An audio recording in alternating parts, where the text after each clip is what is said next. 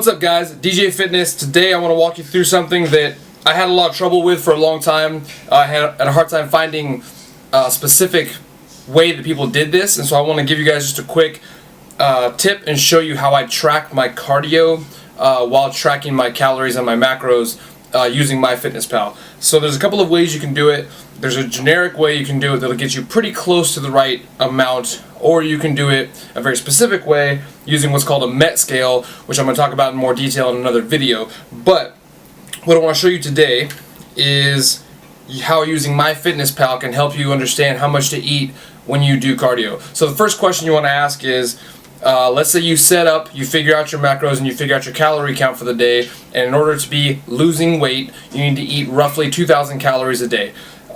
So if you did no exercise at all and you ate 2,000 calories a day, and you would start to lose weight slowly. If that was your setup, just for generic numbers, that's the number we're going to go with.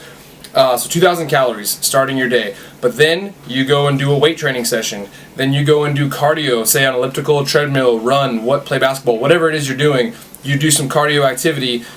Now what do? Do you eat those calories back that you've burned? Do you track it in your MyFitnessPal? Do you just eat more carbs? What do you do next? That was where I was stuck for a while because I didn't know how to split up those numbers. So the first thing you need to make sure you have in order for this to work is a MyFitnessPal account and have your macros set up correctly through MyFitnessPal. If you don't know how to do that, there's a lot of videos online. Matt Ogus does a pretty good job. He shows you how to do it, changing your custom goals through the MyFitnessPal website. And so once you have your macros set up correctly through MyFitnessPal, I'm going to show you here on my phone how it looks. So for today, this is going to be an example of how you would do this. So for today, show you here. Might be kind of hard to see, but what you're looking at there is I've eaten 806 calories worth of food. I have 794 calories remaining.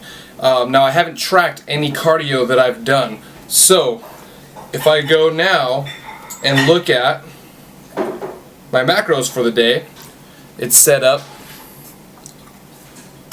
Again, sorry, it's going to be hard to see, but I'll put something up on the screen just so it's a little bit easier to see what we're looking at here. But on my goals right here, I've eaten 74 grams of carbs, 95 grams of protein, and 18 grams of fat. So where it stands right now is I have 65 grams of protein, 86 grams of carbs, and 18 grams of fat left to eat for the day. That's as of right now without having added any cardio activity. If you have your macros set up correctly, you can add your cardio activity into MyFitnessPal. It's going to automatically adjust your macros for you. So I'm going to go ahead and add in some cardio activity. I teach a power circuit class, and using the MET scale, I figured out how many calories I burned doing that, which again, that's going to be in another video, the MET scale. If you're curious, go on Google, check it out, see what it is. But I'm going to show you how, step by step, to figure out how many calories you're burning doing any given exercise. But for the time being, power circuit.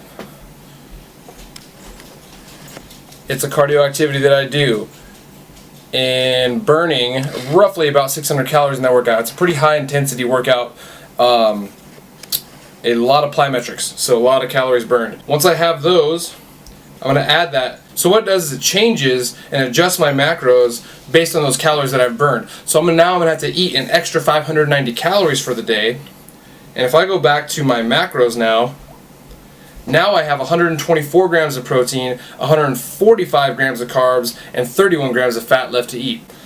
So you can go onto a calorie calculator and tell it that you're working out roughly 3 to 5 times a week with moderate effort, or that you have, a job that's high intensity labor, and it'll give you a good roundabout number to go for calories to eat in a day. So if you want to go with a more detailed way to figure out exactly specific to your needs what you need to be eating per day in terms of macronutrients, what you want to do is figure out your BMR. Okay, figuring that number out. And again, if this stuff all sounds foreign and crazy, just go to some other YouTube videos. There's a lot of information out there to figure out these basic calorie numbers. This video is more for people who are already tracking their calories and are having a rough time figuring out exact numbers to hit after they've done cardio activity. So if you need any questions on kind of the basis of this, feel free to put it in the comments below, message me, or just check out some other videos. There's a lot of videos out there on that subject. So you figure out your BMR, that's the first thing.